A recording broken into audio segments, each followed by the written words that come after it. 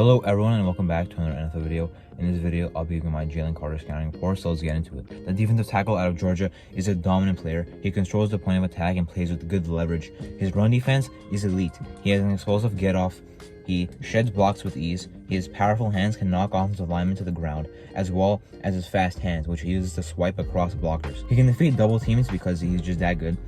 Now, he plays a little too upright, but he's still athletic enough to get under the shoulder pads of blockers. Speaking of his athleticism, he's a good athlete for his size. He has good lateral movement, and he also shows good effort and pursuit. He shows consistent positive pass rush reps and gets constant interior pressure. So even though the production may not show that he does, he is always disrupting a play. He has undeniable natural power. His hand usage is good. His first step on pass rushers is not as fast as his run defense downs, I will say, but his pass rush arsenal is definitely deep enough for the defensive tackle position. He can win his reps quickly and wreak havoc.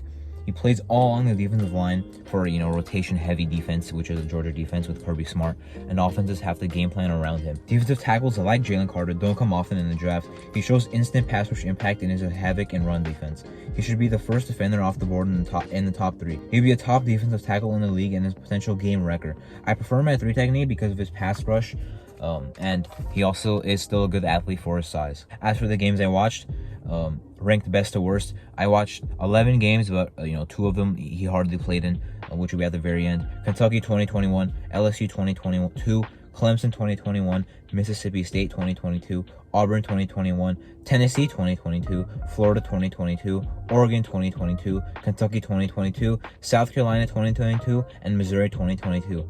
South Carolina and Missouri of this past year, he played very little, and at the beginning of the year, besides like the first game of the year, he played pretty limited action before he got fully healthy. As for possible teams, I only listed 4 teams because he's gonna go top 3 as I mentioned. So I mentioned 4 teams because I think there's a chance of a trade up here. But the first option, the Cardinals. He's not falling farther than that. The Cardinals need defensive line. If he's available at 3, it should be an easy pick. The Texans I have because, the same thing with Will Anderson. If a team trades up to number 1 and takes a quarterback, maybe the Texans want to take, in their opinion, the best defensive player in the draft, if that's Carter, if that's what they think it is. Maybe they would prefer to do that instead of taking the second quarterback off the board.